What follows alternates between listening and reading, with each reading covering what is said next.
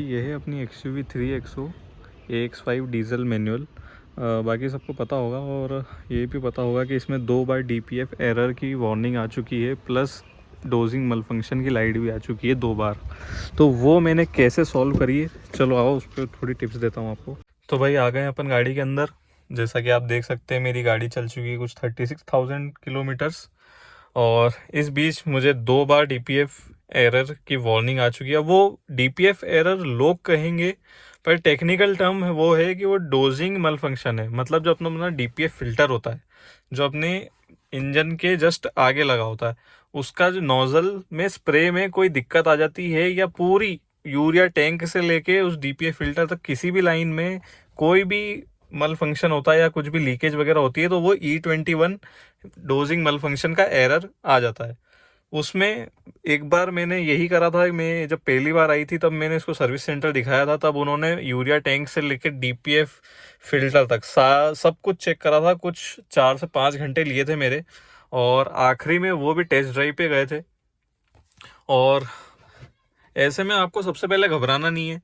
DPF light इतनी कोई बड़ी दिक्कत वाली बात नहीं है। और जो लोग मुझसे बोलते हैं कि डीजल हम कंसिडर करें बाइंग के लिए, नहीं करें, पेट्रोल पे जाएं तो एवरेज नहीं मिलेगा, तो उनको मैं बोलूँगा भाई DPF ऐसा इतना कोई सर दर्द वाला काम नहीं है। बस आप प्रॉपर चलाओ गाड़ी को। आप अगर डीजल लोगे तो आपको मिनिमम 30 से 40 किलोमीटर तो रोज़ चलाना ही चाहिए उसको, तभी आप जो पेट्रोल से उसका एडिशनल कॉस्ट 1.5 लाख रुपये ज़्यादा दे रहे हो वो आप निकाल पाओगे।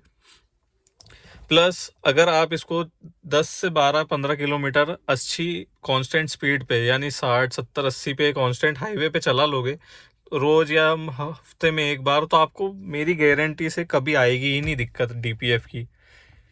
क्योंकि DPF कैसे क्लॉक होता है, क्यों होता है, कैसी ड्राइविंग स्टाइल होनी चाहिए, उसके लिए तो DPF का एक अलग वीडियो बना दूंगा मैं। बट फॉर नाउ कैसे मैंने घर पे ही इसको सही करा, क्योंकि मैं क्लिप अटैच कर दूंगा मेरे उस सर्विस सेंटर विजिट के कुछ टाइम बाद, यानी 1000-1200 किलोमीटर के बाद वापस से वो वार्निंग आ गई थी। और उसको मैंने कैसे रिजॉल्व करा घर पे ही, या कह सकते हैं बिना सर्विस सेंटर जाए, वो मैं आपको अभी बताने वाला हूँ। तो देखो, कुछ नहीं करा मैंने। मैं गया हाईवे पे, कम से कम मुझे जाना भी था, एक टूर लगाना भी था मुझे यहाँ से कुछ 150 किलोमीटर का। तो मैंने हाईवे पे जाते से ही 5th गियर में 75 से 80 की स्पीड पे क्रूज लगा दिया। अब आराम से मेरी गाड़ी उस टाइम पे, मतलब खाली हाईवे था, तो आराम से 12 से 18 किलोमीटर 20 किलोमीटर तक तो बिना बिल्कुल क्रूज पे ही चली गाड़ी। उसके बाद मैंने देखा कि एक बार इग्निशन बंद करके वापस जब चालू करा तब वो एरर पूरा चला गया था। उसके बाद से आज दिन तक, यानी कुछ 1500 किलोमीटर तक मैंने उसको टेस्ट करा कि वापस कभी आ जाए तो फिर मैं उसकी एक साथ वीडियो लूँ।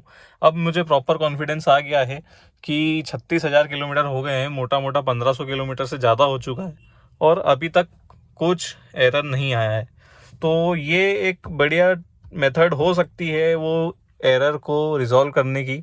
और जिन लोगों ने मेरा वो वाला व्लॉग देखा है जिसमें मैं महिंद्रा सर्विस सेंटर गया हूँ सिर्फ उस डोजिंग मल फंक्शन के एरर को लेके, उन्होंने भी यही करा था। 60 70 80 की कांस्टेंट स्पीड पे गाड़ी को 10 से 15 किलोमीटर चलाया, और इंस्टेंटली वो कोड यहाँ से हट गया। उन्होंने यही बोला कि सबसे पहला ट्राई आप घर पे चलाओ, फिर नहीं निकले तो फिर हमारे पास आओ।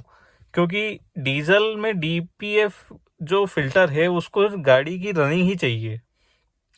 अगर गाड़ी बढ़िया स्पीड पे चलेगी तो वो अपने आप ही क्लीन होता रहेगा। वो एक ऑटोमेटिक कह सकते हैं अपन की ऑटोमेटिक प्रोसेस है वो। उसको बस गाड़ी की रनिंग चाहिए। अगर आप बिल्कुल सिटी ड्राइव्स में चलोगे, या अपन कम हाईवे पे जाना होता है आपका, या कम गाड़ी निकालते हो, तो उसमें उसको भी थोड़ी दिक्कत होती है और वो भी चोक होने के चांसेस बढ़ जाते हैं। बाकी मैं तो यही बोलूँगा कि अगर आपके पास DPF की गाड़ी है तो उसको रोज़ चलाओ, हर हर रोज़ लेके जाओ, और हफ्ते में 1 या 2 बार बढ़िया उसको हाईवे पे क्रूज लगा के बढ़िया चलाओ 25-50 किलोमीटर। तो मैं लिख के दे रहा हूँ आपको, कभी भी दिक्कत नहीं आने वाली।